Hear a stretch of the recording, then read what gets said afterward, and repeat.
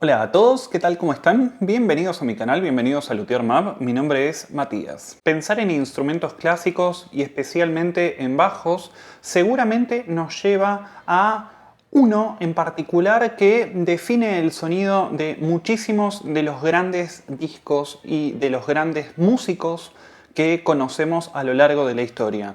Hoy vamos a estar repasando la invención, desarrollo y evolución de un gran instrumento como lo es el jazz bass.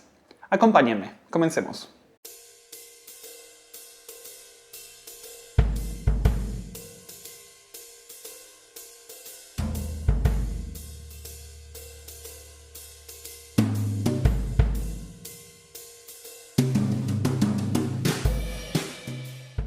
A lo largo de la década de 1950, luego de la incorporación en el catálogo de producción de la fábrica Fender de un instrumento revolucionario como lo fue el Precision Bass, uno de los primeros bajos de cuerpo sólido eléctricos que hubo a disposición de los músicos en la época, el plan original había sido lanzar una versión deluxe del Precision Bass. Sin embargo, interviene Don Randall como para poder pensar un instrumento que sea completamente distinto, que apunte hacia otro lugar, pero que eleve la vara en términos de disponibilidad de opciones en la paleta de sonidos. Es por esto que a cargo del mismísimo Don Randall se inicia el desarrollo junto a Leo Fender del instrumento que luego Randall llamaría Jazz Bass. Es a Randall que también le podemos atribuir el nombre del segundo modelo de guitarras que Fender produjo, la Stratocaster.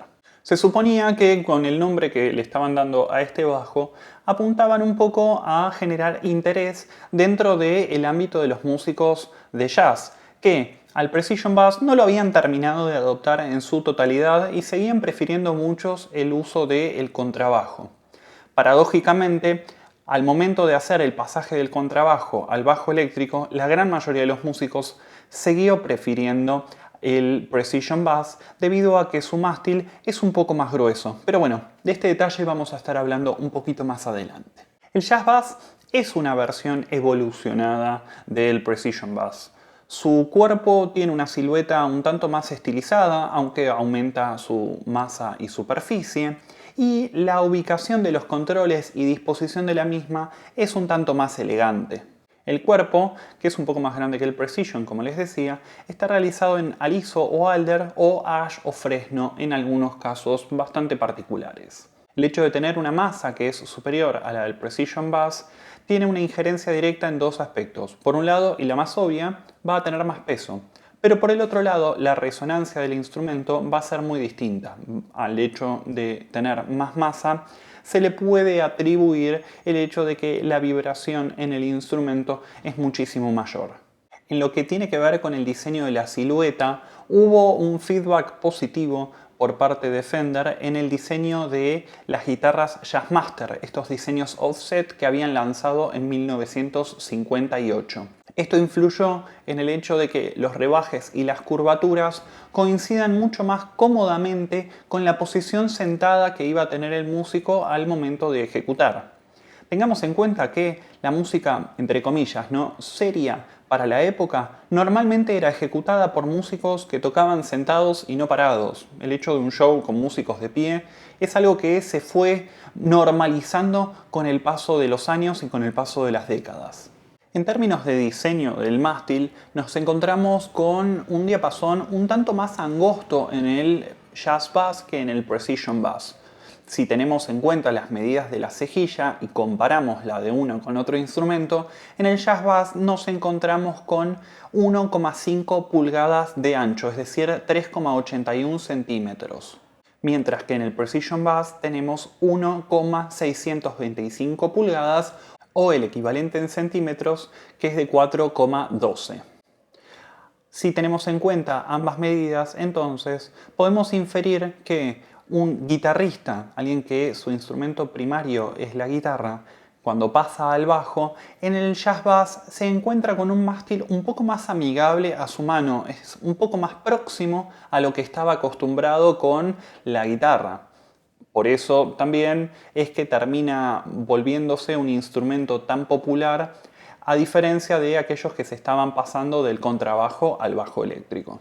Otra clara distinción respecto del jazz bass con el precision bass es el hecho de que el jazz incorpora dos micrófonos. Inicialmente el diseño era de dos pickups tipo soap bar, ubicado en lugares similares a los que termina teniendo el micrófono que a posteriori adopta el instrumento. Sin embargo, la sonoridad que este pickup daba y entregaba no terminaba de coincidir con la búsqueda sonora que estaba teniendo Fender en ese momento. Por lo tanto, se hizo un rediseño de los pickups y, entre otras pruebas, se termina decantando por la que termina siendo la definitiva, que es un pickup con 8 polos, es decir, 2 polos por cada una de las cuerdas, y un single coil mucho más angosto respecto del Soap que habían diseñado originalmente. Contando con dos micrófonos y teniendo un sistema de bobinado en contrasentido uno respecto del otro, lo que se logra es la cancelación del hum, lo cual es una frecuencia parasitaria que se ubica aproximadamente en los 60 Hz dentro de los micrófonos de tipo simple bobina. Dado el diseño de los micrófonos, nos encontramos con el pickup del Mango, que tiene un sonido bastante más redondo, dulce y cálido, similar al del Precision Bass en algún aspecto, por posición principalmente, pero el micrófono del Puente viene a ser un micrófono mucho más duro, con un golpe mucho más fuerte y con una presencia de medios y agudos mucho más pronunciada. La combinación termina dando esa sonoridad tan característica del jazz bass. En 1960 finalmente se pone a la venta el instrumento. Si bien es cierto que se lo había promocionado en el 59, la producción comienza recién al año siguiente, en el 60. El instrumento presenta las características siguientes. El color es el tipo Sunburst característico de Fender, era un solo color en ese momento la única opción. El pickguard era color Tortoise, 21 trastes sobre un diapasón de rosewood, mango de maple, los inlays son hechos de arcilla y el acceso al tensor está dado desde el lado del cuerpo del instrumento, como algunos otros que venía produciendo Fender hasta ese momento. Por lo cual, para poder hacer algún tipo de corrección sobre el tensor, teníamos que remover cuerdas primero y luego sacar el mástil del cuerpo para poder hacer el ajuste y luego reacoplar todas las piezas. De esto se desprende que mástil y cuerpo se encastran a través de un sistema de tornillos. Había un thumb rest que se encuentra entre el mango y el pickup del mástil porque, bueno, siguiendo la tradición de Leo Fender, la idea para él de ejecución de este instrumento tenía que ver con el apoyo de la mano con el dedo índice o medio en el thumb rest y las cuerdas serían pulsadas con el pulgar, cosa que después se terminó dejando de utilizar porque efectivamente este no es el modo o la técnica más difundido o más empleado entre los bajistas. El Puente monta las cuerdas de manera frontal, tiene un sistema de regulación individual tanto de la entonación como de la acción, lo cual permite también copiar el radio del diapasón del instrumento. Fender inicialmente utilizaba un radio de 7,25 pulgadas y luego la empresa adopta a las 9,5 pulgadas como su estándar habitual. En el Puente también encontramos unas piezas bastante particulares. Es un sistema de felpas unidas por unos tornillos a unas chapas dobladas que lo que permiten es regular tanto el contacto como la intensidad del contacto de las felpas con las cuerdas. Recordemos que para Fender la adquisición de un bajo eléctrico era el reemplazar en las bandas o en las orquestas al contrabajo, que es un instrumento que tiene un ataque muy fuerte y muy pronunciado, sin embargo un decay muy rápido y una cola de sustain muy corta respecto de la nota cuando se está pulsando. Este mecanismo se sostiene durante un tiempo y luego termina cayendo en el olvido porque la mayoría de los bajistas entiende que este instrumento es un instrumento completamente distinto al contrabajo y no intenta ser un sustituto sino tener una identidad propia. El pickup del puente y el puente están cubiertos por un chapón y una pieza independiente, una chapa independiente también cubre el pickup del mango. La realidad es que la gran mayoría de los músicos terminaba removiendo estos chapones porque lo que terminaba haciendo era entorpecer y acotar demasiado el lugar en donde se podía pulsar tanto con los dedos como con una púa las cuerdas, y esto achicaba la paleta de sonidos que uno podía obtener del instrumento. Algo llamativo en la electrónica es que nos encontramos con dos mecanismos tipo stack o apilados que Fender denominó control de volumen y tono en tándem. Esto nos permitía tener un acceso independiente de volumen y tono para cada uno de los micrófonos en un solo sistema de pote. En la parte superior podíamos regular el tono y en la parte inferior el volumen. El tono no era de libre circulación, sino que tenía 10 posiciones estancas, y con esto logramos un control mucho más fino del ajuste pasivo de recortes de frecuencias, y por el otro lado también una posición un poco más firme al momento de estar manipulando el volumen, cosa de que uno no pueda tocar sin querer y modificar el tono del instrumento. Los músicos no se hicieron muy amigos de este mecanismo y de este sistema de control de la electrónica, por lo cual Fender no pasa mucho tiempo hasta que lo modifica y pasa a la versión más tradicional que conocemos hoy en día, aunque algunos instrumentos signature de Fender incorporan esta característica de stock, como es el caso del bajo de Flea, el bajista de Red Hot Chili Peppers. El precio de venta del instrumento al momento de salida es de $279,50, lo cual sería un equivalente a $2.400 actuales. Para diciembre de 1961 se pasa a la disposición de los controles tal y como la conocemos hoy en día en la gran mayoría de los jazz bass, que son 2 potes de volumen y un pote de tono master. Cada pote de volumen lo que hace es controlar el caudal de sonido de cada uno de los pickups. Estos llevan un knob o una perilla un poco más grande y la perilla del pote de tono es un poco más pequeña. Este cambio no modifica la lógica del instrumento en su funcionamiento, el cual no tiene un volumen master ni una llave selectora, sino que la cantidad de sonido que será emitida por cada uno de los pickups se controla por la mezcla del volumen individual de cada micrófono. De todos modos, es hasta el año 1962 que se siguen fabricando instrumentos con la configuración de la electrónica tipo stack. Esto es porque contaban con una cantidad bastante grande de componentes y los fueron agotando, y cuando se terminaron el stock que tenían de estos potes, ahí ya pasaron a la construcción exclusiva con el sistema de 3 potes. Entre el 60 y el 61 se incorpora al decal, junto al nombre de Fender y al nombre del instrumento, 2 de las patentes que se habían logrado incorporar de los diseños del jazz bass. Además, en ese mismo año es que se incorpora 14 colores posibles de manera customizada para el instrumento, que en la gran mayoría de los casos implicaba tanto el cuerpo como el match headstock, que sería el color de la pala que replica el color del cuerpo. Esto se podía conseguir abonando un 5% más del valor del color base, que era el Sunburst. En 1962 se modifica el espesor de los diapasones. Era algo que ya venía ocurriendo con los otros instrumentos, y se pasa de una pieza de rosewood extremadamente gruesa a una lámina muy pero muy fina. Es casi una chapa de rosewood.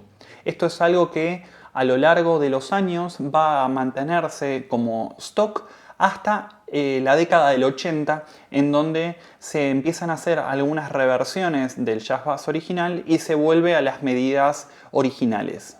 Entre los músicos más conocidos que adoptaron tempranamente al jazz bass nos encontramos con 2 grandes exponentes, como son Jaco Pastorius por un lado y por el otro lado John Paul Jones de Led Zeppelin.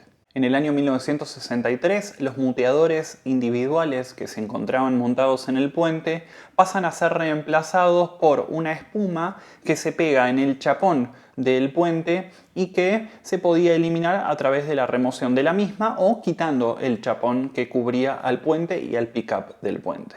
En 1964 nos encontramos con el último año de producción del Jazz Bass previo a la compra de Fender por parte de la empresa CBS. A partir de 1966 ocurren muchísimos cambios en el Jazz Bass porque principalmente CBS estaba tanteando a ver qué era lo que más calaba entre los compradores, entre el público. Es por eso que se incorpora en ese año una cenefa de color crema en los mástiles, junto con un cambio de las clavijas que pasan a ser las clavijas tipo lollipop o chupetín, que eran fabricadas por el mismo Fender, no eran una tercerización en su producción. En el año 1967 se deja de producir los inlays redondos tipo dot y se pasa a unos rectangulares de perla. En el 68 vuelven las clavijas clover tradicionales del Jazz Bass y una característica desaparece en este momento, que es el pin para la correa ubicada en la parte trasera de la pala. Ahí pasa a alojarse en el cuerno superior del instrumento.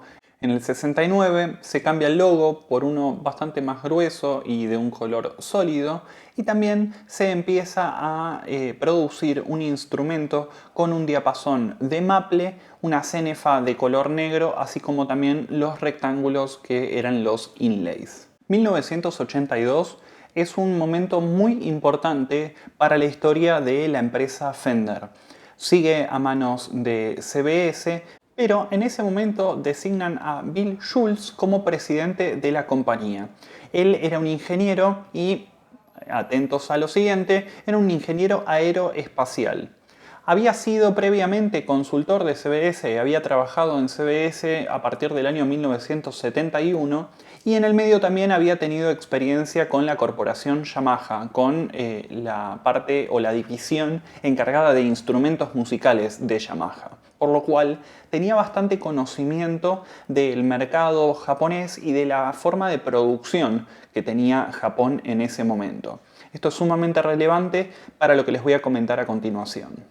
Una de las principales acciones que se le atribuye a Schultz en el sentido bastante positivo de la mejora de la imagen de Fender y de la producción de Fender de cara a los músicos es lo que se denominó Proyecto Fullerton.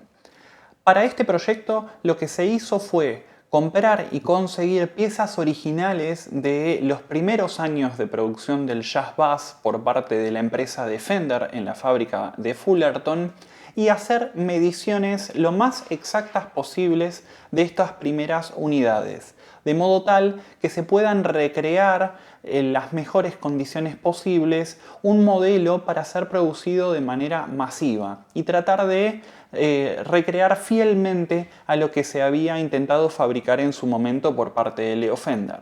Se construyeron 3 bajos en estas reediciones. Uno de ellos era un Jazz Bass de edición 1962 con bastante precisión en los detalles, hasta los más mínimos detalles, excepto tal vez por 2 cosas. Por un lado, el hecho de que los 2 puntos que son los inlay en el traste 12 están un poco más cerca de lo que era la edición original, y por el otro lado que se había utilizado este tipo de stack knobs o de potes concéntricos apilados, que ya no era la versión más popular en el 62 en la producción porque estaban quedando muy pocas unidades y muy poco stock de este componente. 2 cuestiones más acerca de Schultz.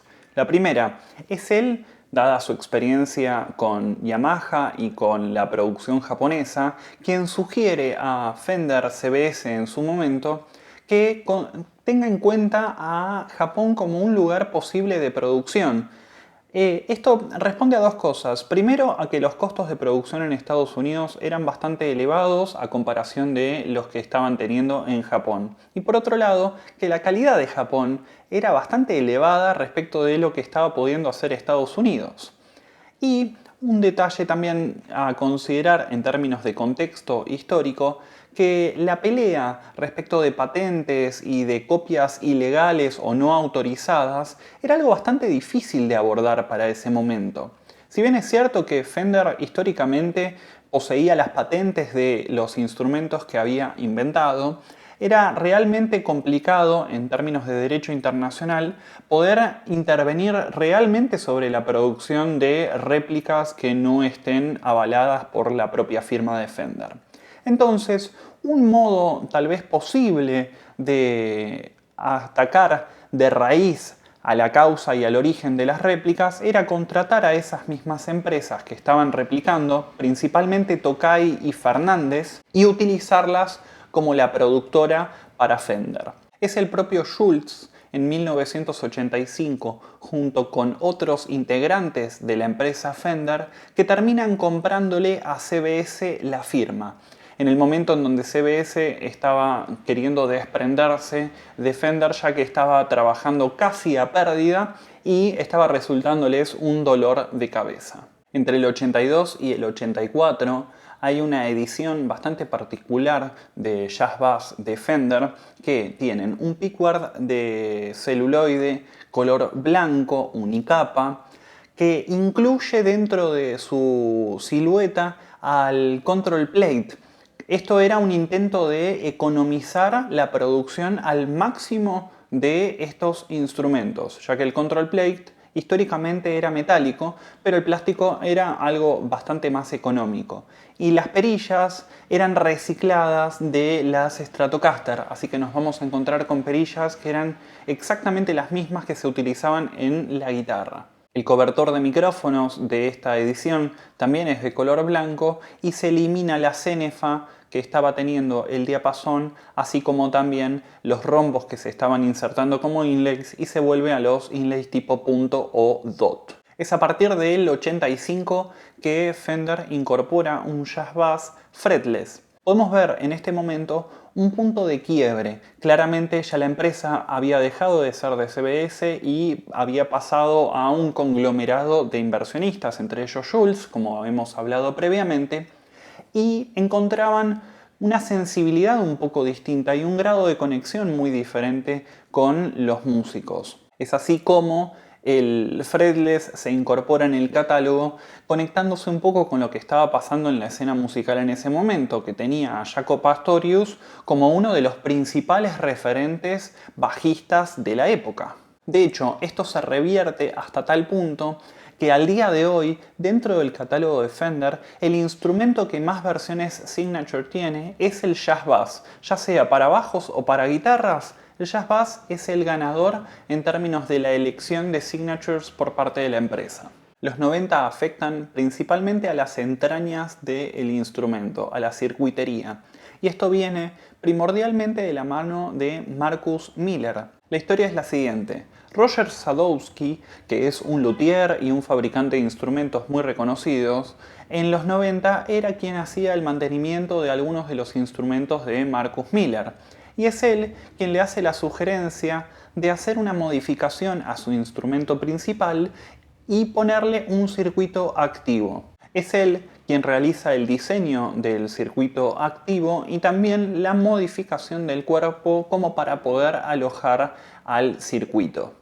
Esto luego es incorporado por Fender en los instrumentos Signature de Marcus Miller y se fue replicando y multiplicando por la cantidad de músicos que terminan adoptando a este nuevo sistema.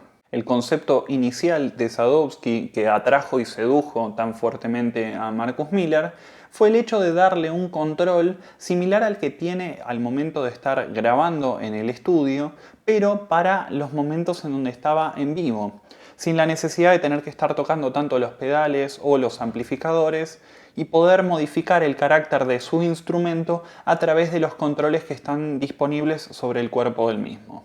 Entonces, si bien es un jazz bass y sigue teniendo el sonido de un jazz bass, es un jazz bass pero con esteroides. En 1995 se lanza al mercado el primer Jazz Bass American Deluxe con 5 cuerdas, el cual contaba con un cuerpo un poco más pequeño como para reducir el peso que se incrementaba a través de la pala y del espesor del mástil principalmente.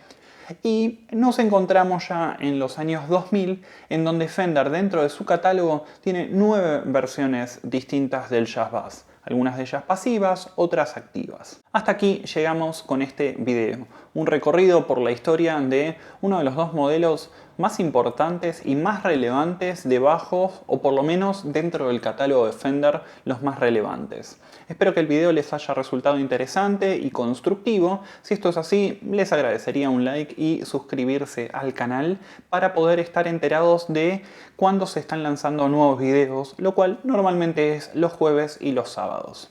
Ahora sí, por lo pronto nos estamos viendo en un próximo video. Que sigan muy bien. Hasta luego. Chau chau.